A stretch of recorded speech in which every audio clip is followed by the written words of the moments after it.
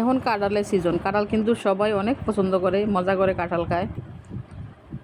আসসালামু আলাইকুম। এখনকার কিন্তু বৈশাখ মাস শেষ, জ্যৈষ্ঠ মাস চলতেছে। এখনকার কিন্তু কাঁঠালের ভরপুর মৌসুম। সবাই এখনকার কিন্তু কাঁঠাল খায়। কাঁঠাল অনেকের পছন্দ, আবার অনেকে পছন্দ করে না। তারপরে হলো গিয়া গরমে আবার কাঁঠালটা একটু খাইলে সমস্যা হয়। কাঁঠাল এমনিতেই গরম। তো আমার বাড়ি থেকে অনেকটি কাঁঠাল নিয়েছিল ফরাদে, তো আমরা কাঁঠালটি খাইলাম। তো ভাবলাম কাঁঠালের বিচি আজকে একটু ভর্তা বানাই। তো আমি আজকে কিন্তু ছাদে রান্না করতে আসছি, খোলা আকাশের নিচে। তো আমার কাছে কিন্তু ছাদে রান্না করতে অনেক ভালো লাগে।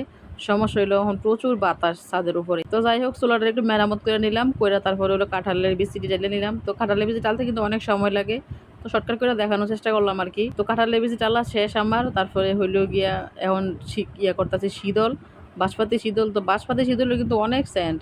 আপনি এক এলাকার মধ্যে যদি বাঁশপাতি শীতল টালা হয়, আরেক গ্রামের মধ্যে কিন্তু খবর হয় যে কেউ না কেউ শীতল টালতেছে। তো এখন আমার বাঁশপাতি শীতল টালা শেষ, টাইলে নিলাম। বিচিও টালা শেষ, টাইলে নিয়ে শেষ করে নিলাম। তো এখন হইলে আমি কয়েকটা মরিচ করে নেবো। মরিচটি একটু হালকা করে নেবো আর কি, বেশি বাজবো না। মরিচটি একটু লাল লাল থাকলে ভর্তাটা বেশি ভালো লাগে।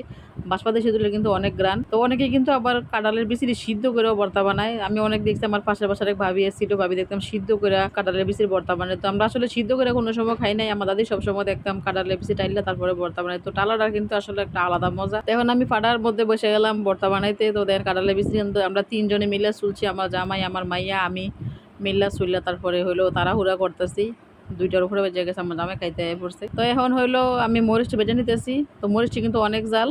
তো ফাঁকি দিয়ে আমার তিন 4টা কাঁঠালের বেশি আসছিল, আমার মেয়ে খাইবো গেছিল। পরে কাঁঠালের বেশি তেমন ভালো না। আমার শ্বশুর বাড়ির কাঁঠাল কিন্তু অনেক মজা। অনেক আগের একটা গাছ আছে, ওই গাছের কাঁঠালটি সবচেয়ে বেশি মজা। তো এইবার বৃষ্টি না হওয়ার কারণে কাঁঠালটি তেমন ভালো হয়েছে না। কাঁঠালটির কুষ্টি এত বড় বড় হয়েছে না আর কি। আমার কাছে কিন্তু একটু শক্ত শক্ত কাঁঠাল খাইতে অনেক ভালো লাগে। আমি শক্ত কাঁঠালটা বেশি পছন্দ করি, নরমটা তেমন খাইতে ভালো লাগে না আমার। তো বাবি কাঁঠাল ফাটাইছে ফরাদরে দিয়ে, 6টা কাঁঠাল ফাটাইছে আমার লেগে। তো 6টা কাঁঠালের মধ্যে প্রথমের কাঁঠালটা অনেক ভালো আসছিল, তারপরে কাঁঠালটি তেমন ভালো আসছিল না। তো আমার ছেলেটা আর কি হলে আমার ছোটো মেয়েরা কাঁঠাল অনেক পছন্দ করে।